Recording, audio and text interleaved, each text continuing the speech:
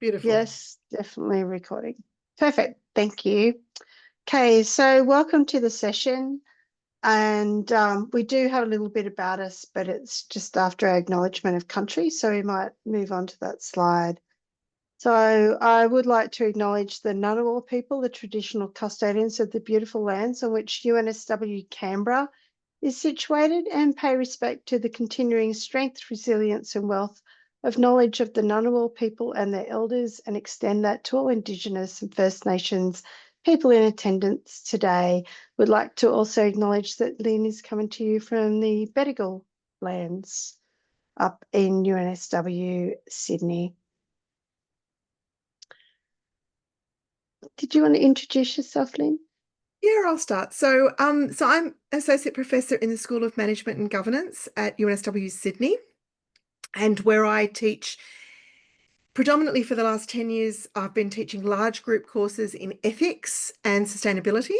And currently I'm working in teaching employment law and artificial intelligence. So in our school, we work across disciplines. So my disciplinary expertise is law, organizational behavior, and also education. So I actually did my original training in adult learning. So that's what brings me to this conversation and how it was that Chris and I started to work together, which we'll talk a bit more about later. But over to you, Chris. Fantastic, thank you. So I'm in UNSW Canberra, which is located obviously in Canberra, which is the capital of Australia. And that's why I have warmer clothes on than Lynn, because it's colder here, the thing.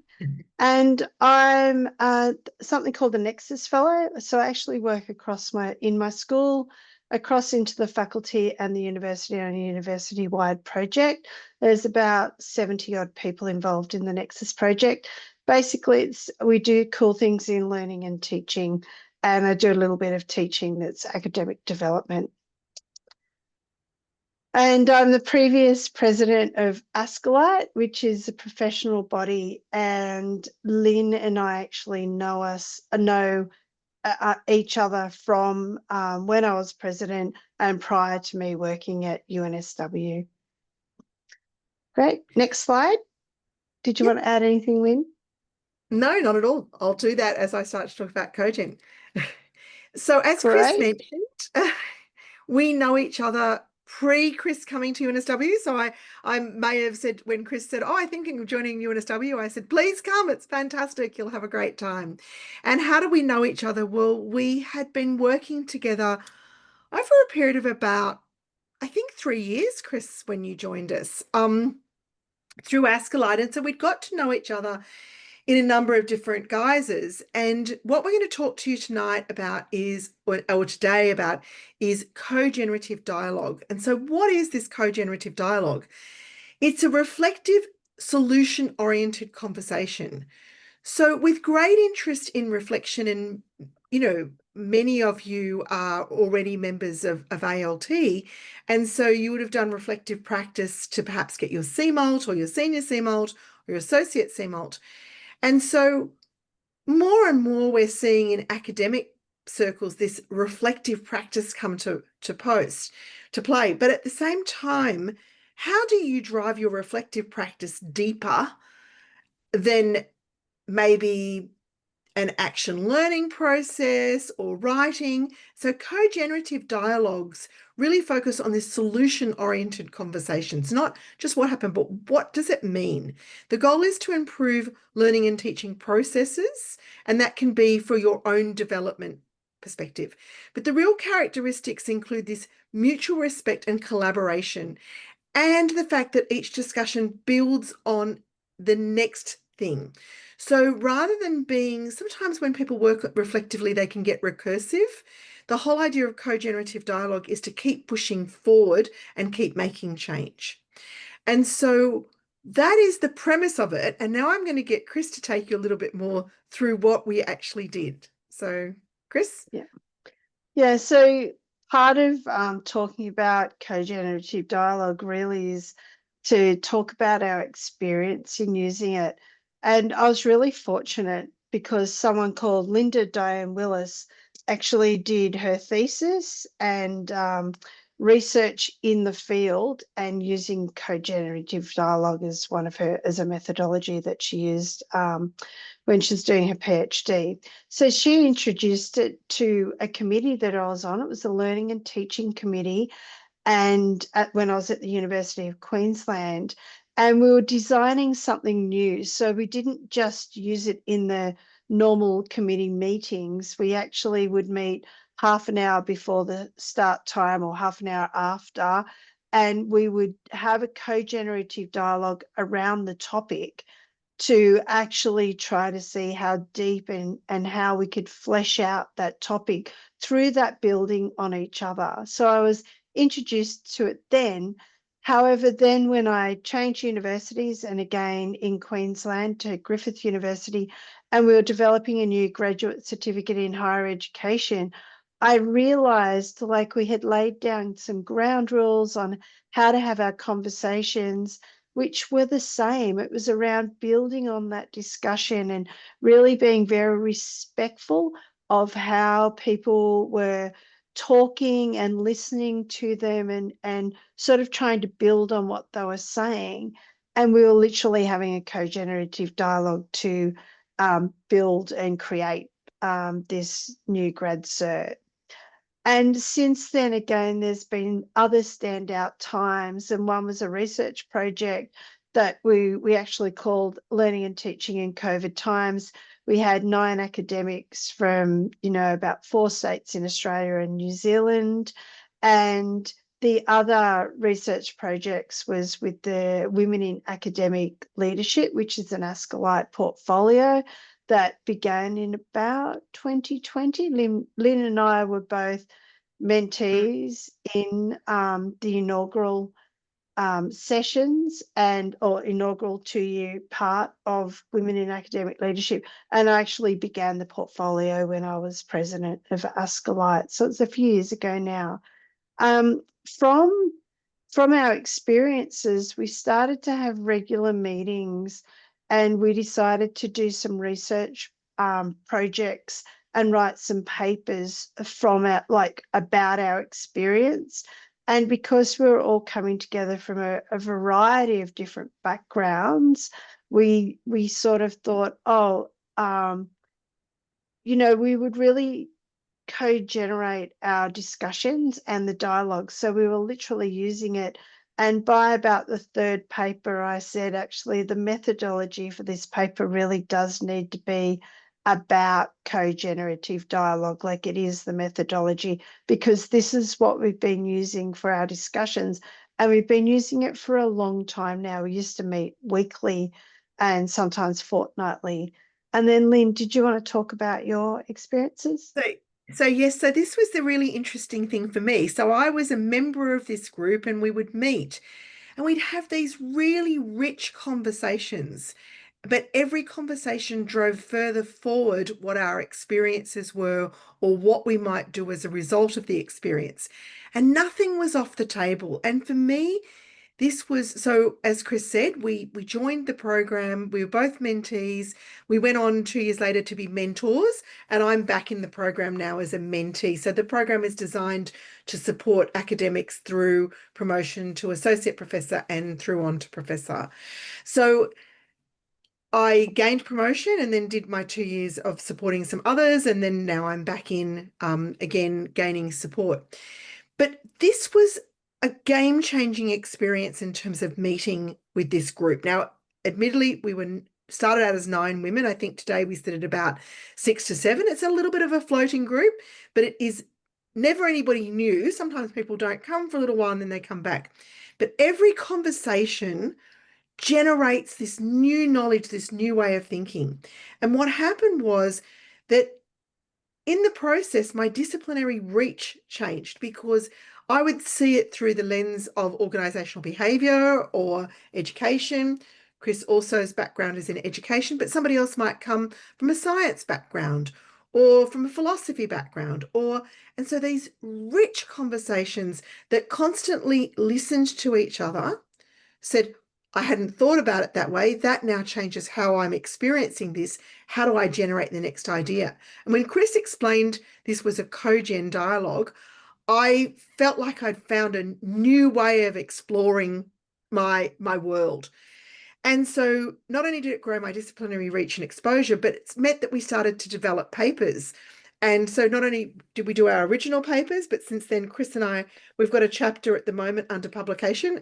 That's why, so we can't share it today because it's in press. But once it is, we will come back to ALT with that. But there's been so much come out of it, and it becomes a way of working. For me, I'm not sure, I can't speak for Chris, but I think it is very intrinsic to how she works, because we do a lot of work together, and we publish together on other things, and we really hadn't done that until we started to explore this co-generative way of working and exploring and reflecting.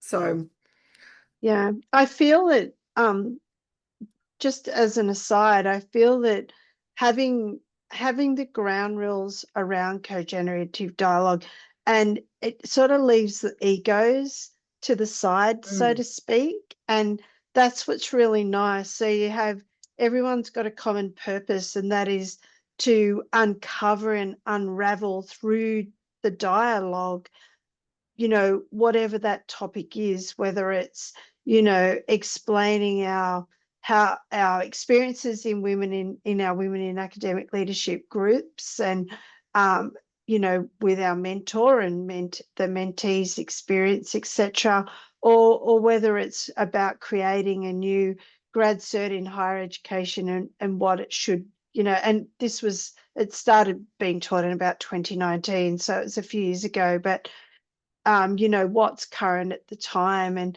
I just think that everyone really gets on board with it. And that's what makes it such a nice way to talk about things.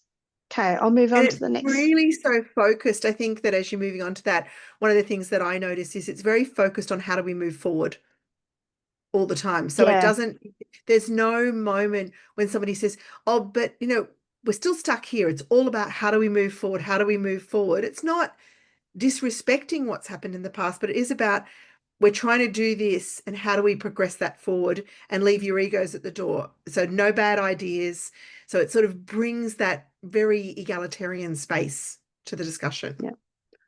And the group we were both in, there were professors, there were really well-known people in fields, etc. So they do things in certain ways, and those ways work. And then when you take everyone from such cross-disciplinary backgrounds, everyone has that. So it really worked really well for that group. So part of the premise is around how do I build on this conversation, or how can I add from my discipline or the knowledge that I have to help build on what's being talked about.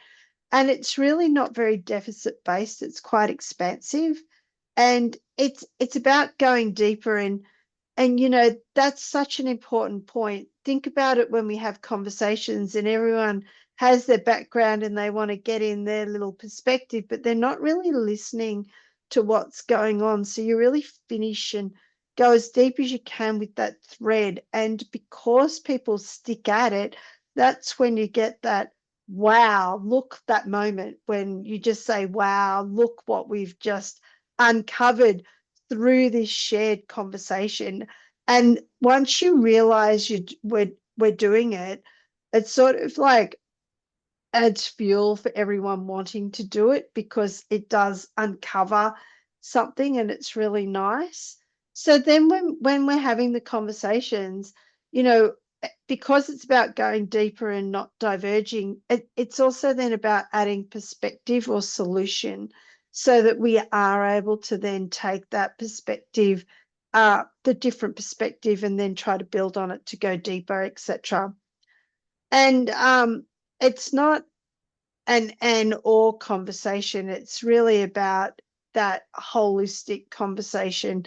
And again, the shared goal is really what's important there. Did you have anything to add there, Lynn? I think that this and conversation is really important.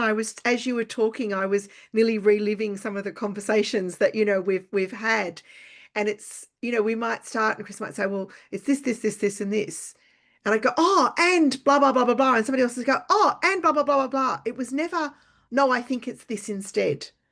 It was and. And that, as I'm saying that, it nearly sounds overwhelming, but it's not, because what happens is you go, oh, if it's that as well, then maybe it's this as well. And so you see this enormous expansive thinking that then allows you, when you do finally reach that goal point, so much has been considered.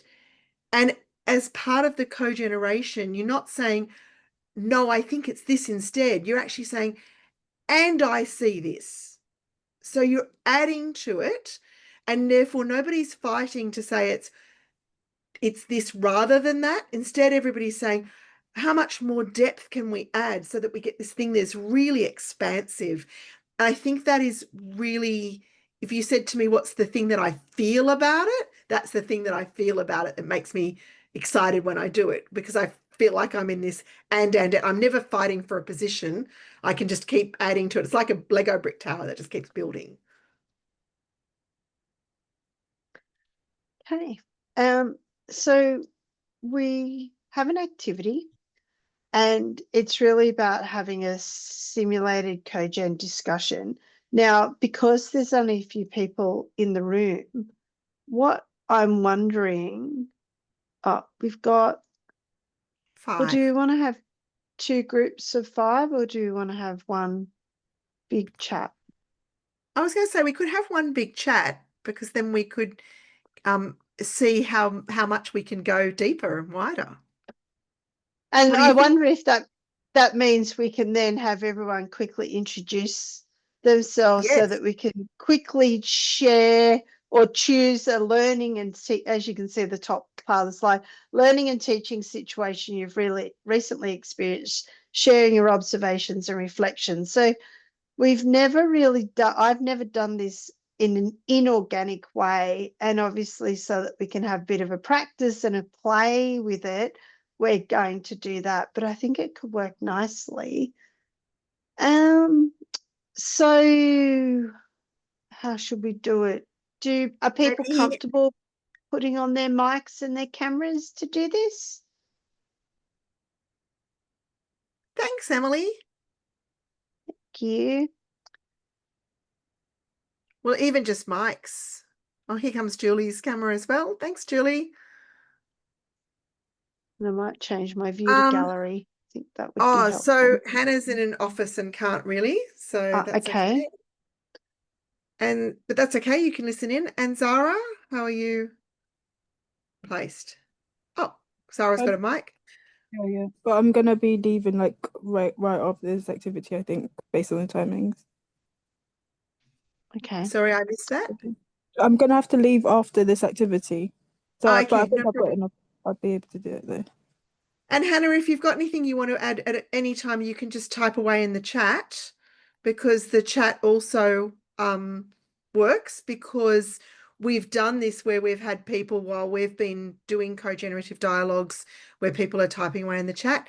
So given you are in learning and teaching, Association of Learning Technologists, Julie, what sort of problems do you face that might be a learning teaching situation? Oh, You've you're got on mute still. I'm trying to think. I'm working on asynchronous online courses, and so I just need to get my thinking head on for a second. No, that's a That great that start. it's very big in Canberra right now. I totally understand that. And I'm teaching an asynchronous online master's course at the moment as well. So, yeah. And Emily, what about yourself? Yeah, it's funny you mention asynchronous. So that is something. So I work for Liverpool Hope University, and I'm a course designer, and I do all the course development. I run the front facing side of the VLE, and I run quite a few COPs as well. So I think that the projects that we tend to be working on at the minute, there's a shift towards international students and online learning. So I have a background in teaching and teaching online. as well as face-to-face. So I think it's about bringing that towards new courses that are intentionally created to be a bit more dynamic in the way they run, rather than reactive because of, you know, COVID and things in the past. So it's trying to figure out how to make those courses accessible and interesting. And yeah, they're the sorts of conversations I'm having at the minute. Yeah. Mm-hmm. I'm sorry for jumping back in. I'm having an issue where I'm working with an author for a course. I'm a course designer as well. And I'm working with an author and he's writing a textbook. And we don't want a textbook. We want something that draws students in, that creates this sense of community. And so the number of activities and the focus of the activities, just so that it's not like students give all their answers and they say everything all at the same time in a discussion or so yes, I think similar challenges to Emily. So Yeah, it sounds sounds like like, it. Zara, did you have anything you wanted to add before we start to move into this co-generative type of discussion? So I guess I do workshops in person, but then support. So I'm a learning technologist, so I support other people doing their teaching and learning, but then have to deliver workshops or support for that. And Hannah, did you want to put anything in the chat box as we get working? So we'll let you type as we talk. So Julie, I think it's really interesting. So I loved your comment about so Hannah's got a very similar situation. So if we start with looking at if the goal is because we're trying to move away from having this massive information and getting students to, you know, to just dive on in and do everything, you know, at one point, right? And so the goal is to try to get this academic to move in terms of their understanding, right, of how information is passed on. I think it's really interesting hearing you say it. The first thing that comes to mind for me is I wonder what would happen if students were actually tasked with generating their own information. So go away and come back and give us this information. I'm not going to give it to you. So what I've recently been doing with my students is saying to them, you know, somebody said to me today, for example, oh, you know, Lynn, how do I write a piece of legal advice? And I said, don't you have Google and Copilot on your computer? And the student looked at me and I said, yes. I said, this is an assessment for learning as well as of learning, right? Doesn't have to be perfect. Go away and do this work. So, so community generated information, I wonder if that would shift some of the onus. I like that idea. Yeah, I think the sort of research and share your research, which you found out is a very successful and exciting, and it also helps keeping the course up to date because your examples don't date because students will find the more recent examples. So yeah, great idea. Thanks for joining us, Hannah. My other really- meeting's starting. I'm really sorry, and I'm so sorry to miss the rest of this session because it was so interesting. But yes, sorry. Bye. Reach out, Julie, anytime. So, Chrysanthi, Zara, Emily, have you got any disciplinary insight on what it would take to move to that student-generated, student-led view? So I think, and this is not to put barriers in the way, I think this is a great idea, but I don't know if I have a different perspective because I've been teaching and now I have to sort of deal with what the academics sort of their response to things, because I think I'm quite flexible and receptive, and they're not always like that when you talk to them. It's a bit like, no, I've always done it like this and this works, so this is what we do. So I think that the only queries I would get would be, what if they don't do the work, or what if they just use AI and it's cheating, and those sorts of responses. At the minute, there's like we're kind of AI is everywhere, right? And that's got to be a lot of training. So it depends on the discipline about whether they allow that or not. And then I guess how engaged the students are. Like, you want to set that as a precedent that you're, you know, you are there to input. You're not just there as a passive learner. What do others think? I've got some ideas, but the most important thing Yeah. with Co-gen is that everybody has a say. So, Chris? I really like what you're saying and agree. And my sister's an educational designer, and I know that she would totally totally agree with what you're saying. And for me, I think it's about saying, well, best practice now suggests this, and I would then suggest one little step forward type of thing, like that's not too scary for them, and see how receptive they are. Like, that's something I would do. And then I would use frameworks like Tell Us to say, well, with online teaching this or online component course, these are the things that we're trying to strive for, like a welcome video and things like that, because that's some of the best practice that we know when we're teaching, like for online. So yeah, so there's some of the things that I guess I might try. Thanks. Sarah? Chrysanthi?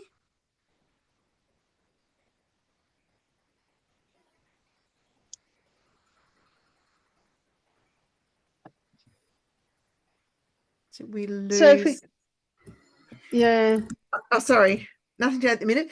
So I nothing to think that add. the other thing that's really interesting is that, often people, I think about what makes a student do something. And so sometimes it can be quite performative, right? We know that students will do something because it's about marks, right? Yeah. But I think it was interesting when I heard you say, but what if they cheat using AI? Well, at the end of the day, they still had to go do something. And so sometimes the doing of something, right? And I've at the moment introduced my students to the concept of, if they give me work slop, I will give it a 0. So I want them to check it, and I want it to sound like it's come from them. Yeah. That means they have to do a bit of work, right? They have to not just give it one prompt. Maybe they have to give it 3 prompts. Maybe they have to say, now make it like a 5-year-old, now put some spelling mistakes in it. And they still have to. So that in itself is work to produce that. Yeah. So it's different work, but that would be like arguing, if I didn't spend the time with my chalk on a blackboard, I didn't really write it, right? Like, so it's a different style of work, but I don't think we can discount it as work. Yeah, I really like that. The way you phrase that really encapsulates it. It's a different style. I think that we have to get on board with new ways of working. And we've already hit that point where you don't physically have to be in a classroom for it to count as being a lesson. So does it have to be something that you have written on a Word document that counts as being some sort of output? Well, and we know that, AI agents can actually go in and answer a discussion board. So a discussion board is no better measure of engagement. So if they're going and having to even Google and use the Gemini AI explanation and put it somewhere, they are doing some form of work. Yeah. And asking them to then do something with that might be, did you feel satisfied with what you posted, like what you found, And so it's really interesting. I had a student this week. I asked them to do some work, and she came back and she said, AI was just giving me secondary sources. And so I realized that wasn't very good, and a lot of Wikipedia. So the fact that she'd actually had to do that. So often how we can get people to generate something, the generation itself could be different. Yeah, and I think again that's a process of learning, right? That's similar to drafting. You figure out what works and what doesn't, and what sources are good and what. So at least they're, like in that example, they're recognizing that this isn't a good way of working. They're recognizing that they're not reliable sources. So that's still skill development. And maybe even it's not about it not being good. Maybe it's just about it's not the one the way that is that how they want to work or not, rather than a judgment of good or bad. Yeah, So yeah. Zara, anything? I know that heading off, okay. Chrysanthi, any thoughts or insights? And Chris, while Chrysanthi's doing that, and where would you generate this to next? I would go, I've looked at the time and we're nearly at our 15 minutes. We are. So we can stop our co-generative dialogue that we, it was actually really quite interesting, wasn't it? So with the slides, obviously we were trying to prompt for a fake co-gen experience, but it was really quite interesting because what I felt was that while we navigated the topic, that was sort of the fake, but then we really had a co-gen experience because we were actually following the rules. So it became non-fake, right? And I found that interesting. And you can see we were trying to make sure everyone contributed. And while Lynn led that discussion, particularly with the people who, didn't have cameras on, and made sure they were included, you can start to see, like we'd said, commencing around Robin, but working out the topic did that. So I found that really interesting. So we actually did do that to get our topic, and then we did do, I think I stopped us at 14 minutes, Lynn. So it was almost 15 minutes, which is why I felt that we'd probably gone deep enough. You can imagine, yes, Emily and Chrysanthi, what was happening for us was we were meeting, weekly or weekly. And so we would just pick up on the conversation again. Oh, I've thought a bit more about that. And, I'm a bit worried about this. Oh, what about this? Right. So we're constantly just driving forward. And because you're not doing it on your own, and because there's no vested interest, so Chris and I are not, even though we're in the same institution now, but at this time we weren't in the same institution, we weren't working on the same things. So Chris's suggestion is not, when I say to her that might be difficult, or I don't know if I get that, she'd say, well, how about this? Because she doesn't know the players. So she's not caught up in when I'm caught, she can keep pushing me forward. Yeah. So the best thing about co-generative is this ability for somebody who's not in exactly the same place as you are, but has a shared experience or a shared interest to keep driving it forward. Do you find, I'm sorry, am I all right to ask a question? Yeah, you go. Yeah. I was just going to ask, do you find it works differently, not necessarily better or worse, but just differently if you have that discussion when you're from different institutions? Just because I think you, in the same place, I've met, not just where I am now, but in the past, you meet a lot of negativity of like, we tried that, it didn't work, or so-and-so won't like that. Or whereas if you're, you don't know how the other person is working if you're from different institutions. So sometimes you find that way around it that you wouldn't necessarily have thought of just within your team, if that makes sense. I think there's two parts to that. Yeah, go on, Chris. Yeah, so for me, I think that, the different, people coming from different places and different views and different understandings of how, different unis work slightly different. So they would have a different viewpoint. But the other one was because we met weekly and we'd be cut off by time because, we only had the hour. The next week, and you can see that by thinking about the topic that we've just been talking about, you'd almost go away, think about it and go, oh, next week I really want to start with this, and you can keep that topic keeps going and gets deeper. And Chrysanthi's put in the chat actually has started to really reflect on the AI that Lynn was talking about, and now, wants to go a little bit deeper with that. So you can see it's really about thinking about what's being said and processing it to then try to move it forward and deeper.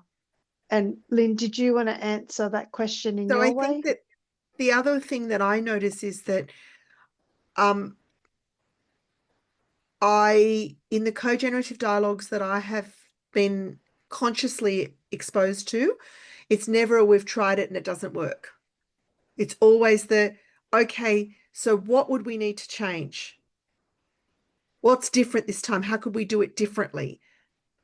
Right? So it's never a stop point. It's more a how it's different, or how do we make that work the next time, or what else how could we tweak it? You know, what if we looked at it through a different lens? So I've been working with some learning technologists. I recently discovered one of them's got a philosophy background, right? It was just a side conversation. So you don't think that hasn't changed how we're looking at problems. Every single time we look at something, we come from a different perspective now because our conversations become richer, it's become deeper, it's generating in different ways. And it was really interesting. We were working on something the day and he said to me, so we're just focused on a solution, right? And I said, yep. I said, I don't have time to unpack where it went wrong right now. We just need to move it along. And he went, and here's how. Nice. And then he said, 3 years ago, I couldn't have done that. Right. So he now realizes too that sometimes unpacking, it's useful for when we're planning the next time to know what went wrong. But today we just need to move it on, move it on, move it on, move it on. Right. Yeah. So does that help, Chrysanthi?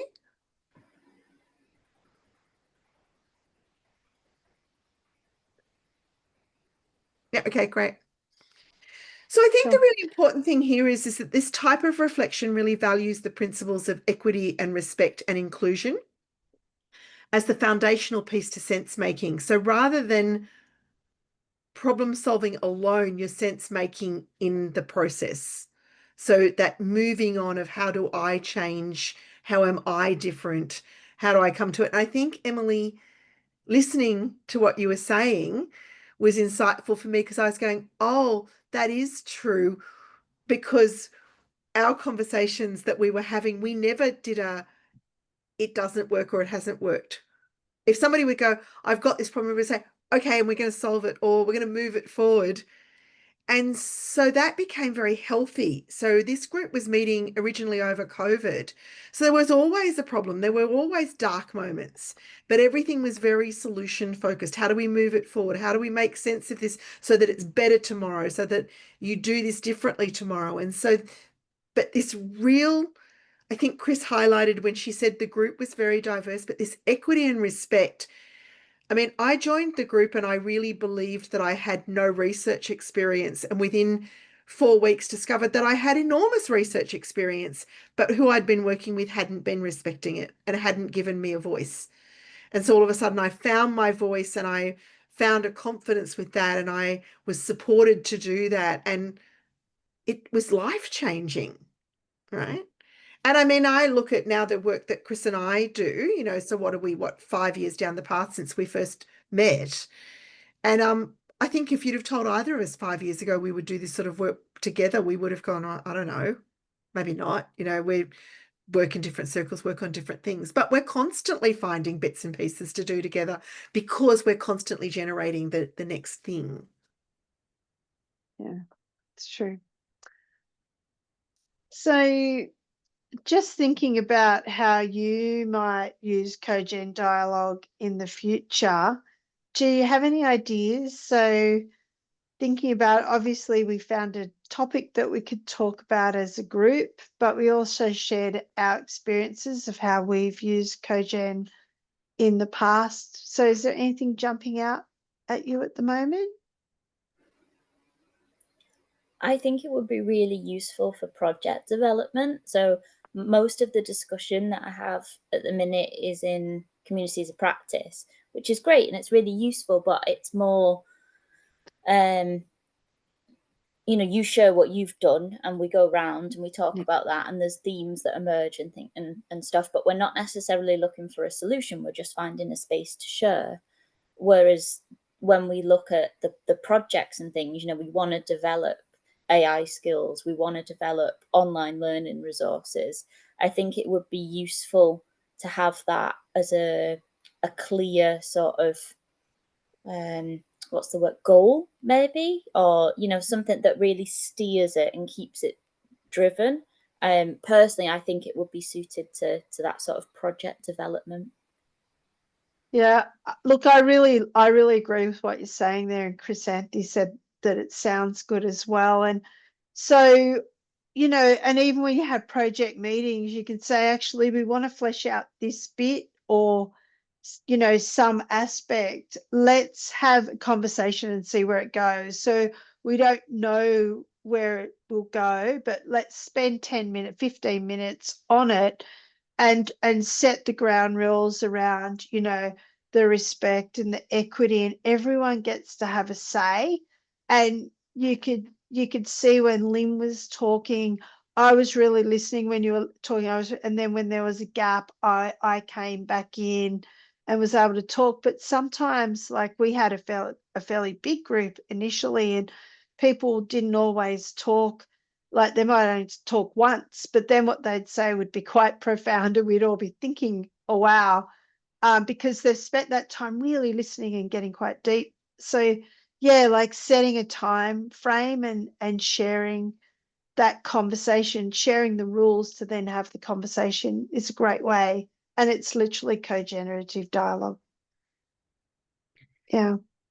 And I think with that, Chris hasn't said, but we both lead very large communities of practice within the university. So Chris co-leads the digital and online learning, which I was previously the co-lead of, and now I'm the co-lead of the artificial intelligence education community of practice. And even though we have speakers and we share information, we're very focused to give our communities that space to think deeply. And there is always the opportunity, if somebody wants to talk or to add something, or even if it goes into a chat, that people will then reflect on that and come back to that. So it's never left, it's always looped back in, whether it's a resource in a newsletter or might lead to a type of speaker that we might choose down the path. Or so I think, Chris, I don't know your numbers at the moment, but we're at about 290. I think you're close to that. Yeah, about 250. Yeah. It's just sort of, we hover around 250 or so. Yep. Yeah. So it can be used in community to practice really well,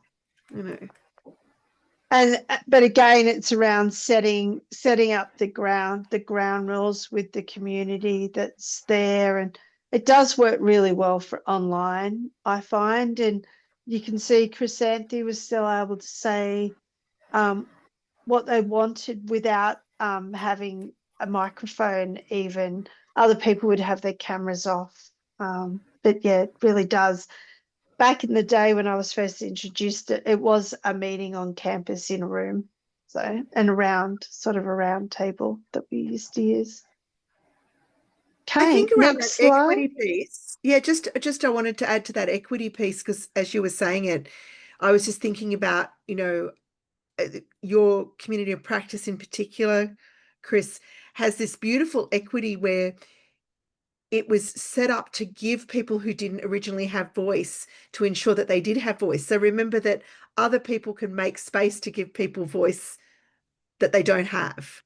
So when you're setting that up, so we found ways to bring in the quieter or the unseen and the unsung heroes into that community. And now they play massive roles in that community. And they took that efficacy with them into other communities. So when they came into the community practice that I lead, they come in and they talk to directors and vice chancellors and deputy vice chancellors and take that ownership straight up front. And they wouldn't have done that originally. So it's not only can you set the rules, but you can model those rules and enable those rules, I think, as well. Sorry, Chris, I just thought that was one of the things that, because you really did, Chris did an amazing job of that when we were setting up our WOW group of, making sure that people had a voice. And so we shared that.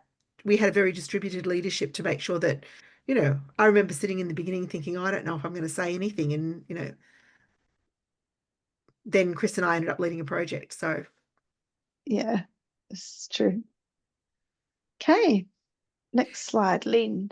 So the thing is that what co-generative dialogue, I believe, is its true value is it makes change possible from the ground up. It enables people to create their groundswell, and these deeply reflective accounts become a democratic space that softens the traditional hierarchies. So, Emily, as you probably know, communities of practice and the work of Tregner, of Wagner Tregner always talks about, softening hierarchies, but co-generative dialogues can do this in ways that sometimes take a little bit longer in a community of practice. When you have true co-generative dialogue and you make space and set those ground rules, you can really move forward very, very quickly.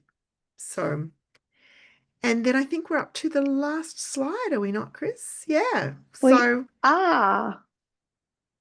look at us, Questions and so on comments. time. Chrysanthi, anything from you in the chat box? And Emily, while Chrysanthi's writing, thoughts as we wrap up? Not really any questions at the minute. This is making me think when you said about leaving the conversation and then picking it up the following week. I used to work with someone who would say that the afterwards is when you like percolate these ideas, when things sort of like bubble in the background, and it makes me think of that sort of analogy. And I like that space, and I think that having something that is regular.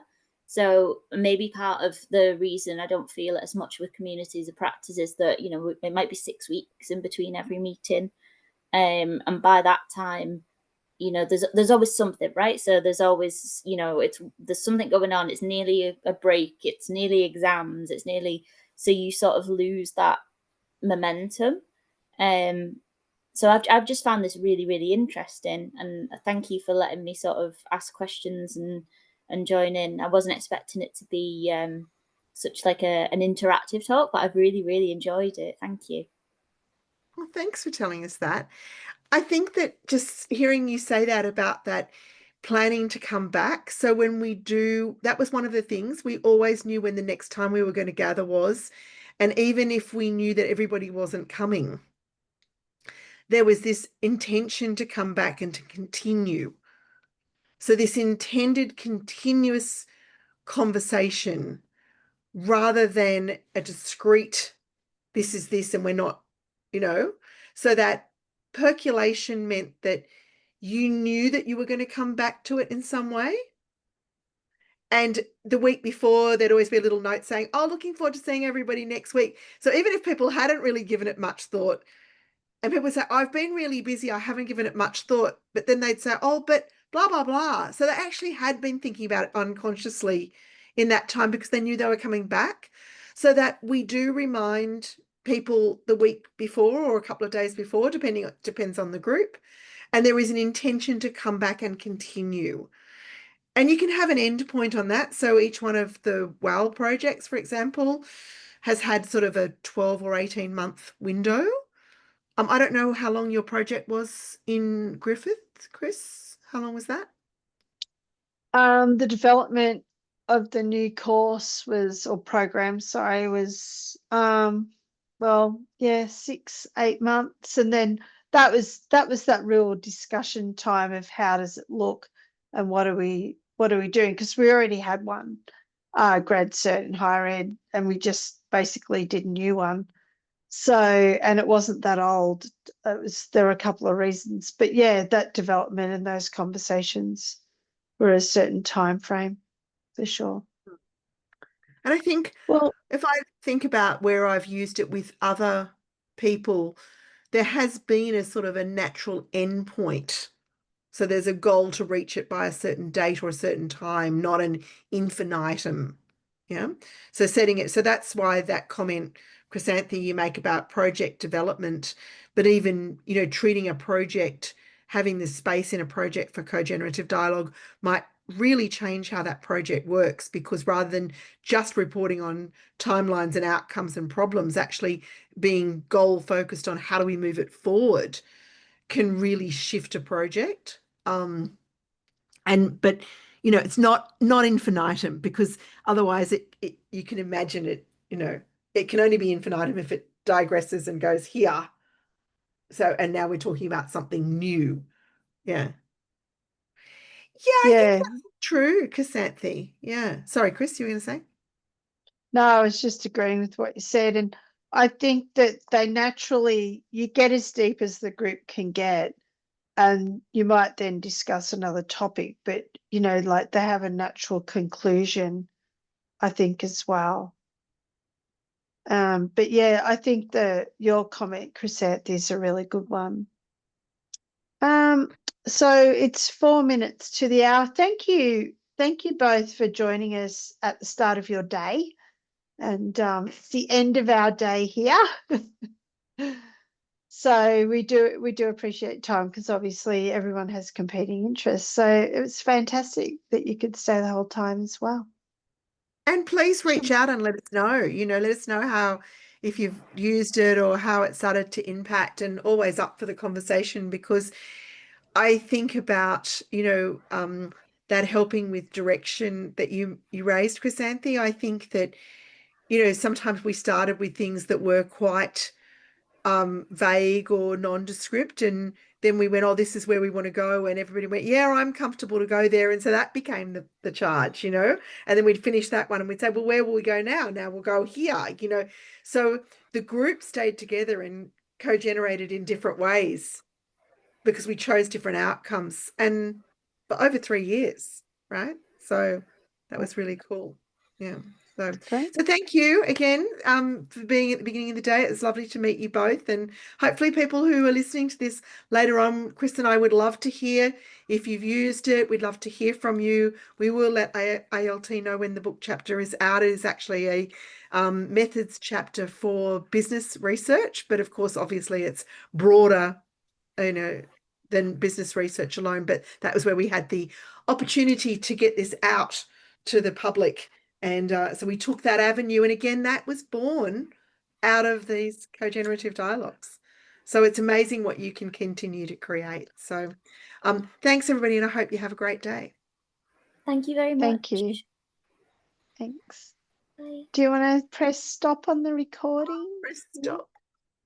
Press stop.